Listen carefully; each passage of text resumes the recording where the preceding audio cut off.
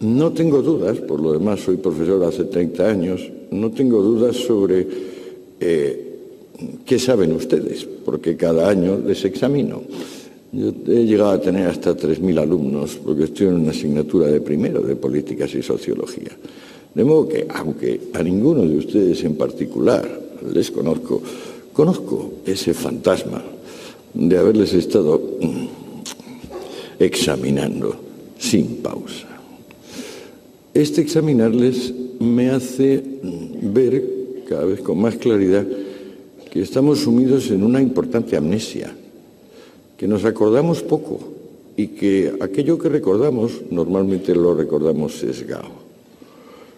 De modo que cuando me puse a escribir Los enemigos del comercio, fundamentalmente intentaba entenderme a mí mismo, autoaclararme, porque yo he sido más rojo que la muleta de un torero, o mejor dicho, rojo-negro, puesto que mi rojería tenía un poderoso componente anarquista. Ahora digo, pero ¿cómo es posible que yo haya sostenido cosas tan elementales, con tanta vehemencia, durante tanto tiempo?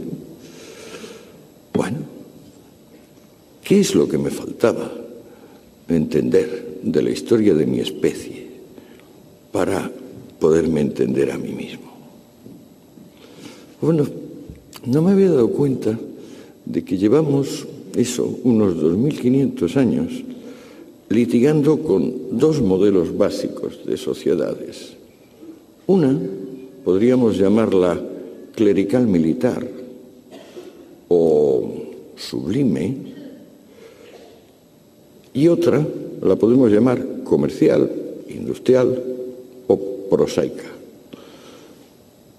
El ejemplo más antiguo al cual podemos remitirnos para hacernos una idea es el de Esparta y Roma.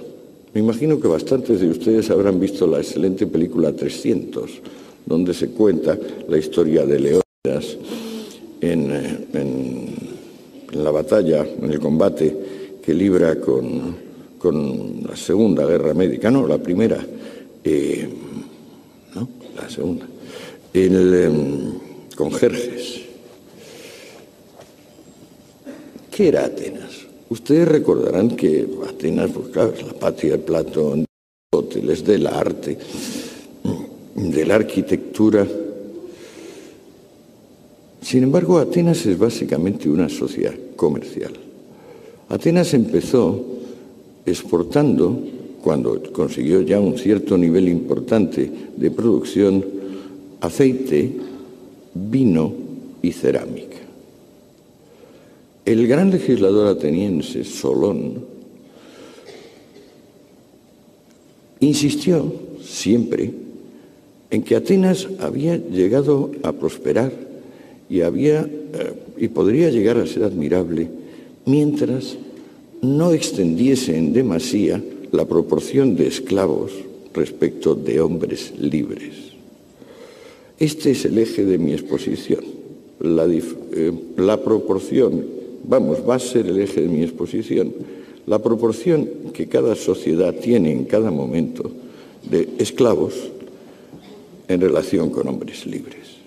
Cuando Atenas despegó con Solón, a principios del siglo VII a.C., había pocos esclavos y hasta tal punto había prosperado materialmente que el número de personas pertenecientes a la clase media permitía ir a elecciones y ganarlas.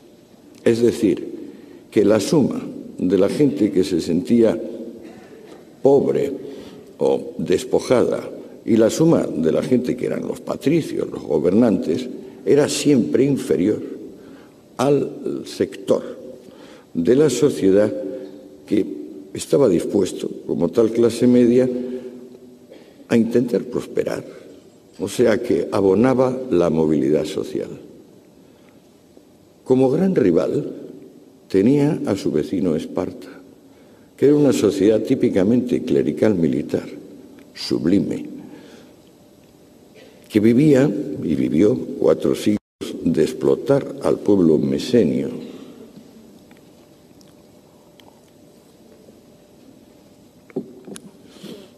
cuyo equivalente a Solón, Licurgo, había decidido disuadir a su pueblo de cualquier iniciativa comercial o industrial, prohibiendo la moneda tradicional, que por cierto fue inventada por Solón, o sea, acababa de inventarse la moneda fraccionaria.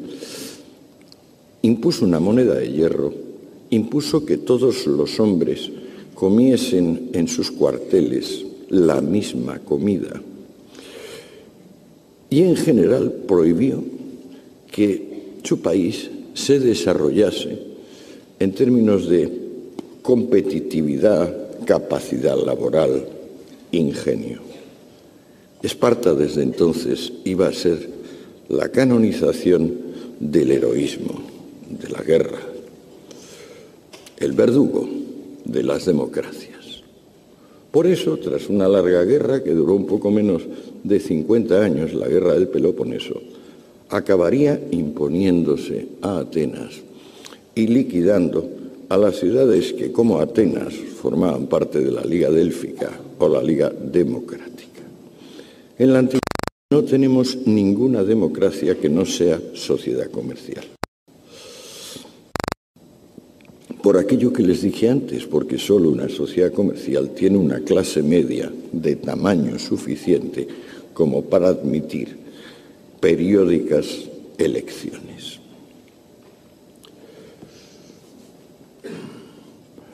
Los persas, los espartanos, que suelen aparecer como gentes de honor, por ejemplo en la película 300, la película omite el interesante detalle de que mientras Leónidas peleaba con los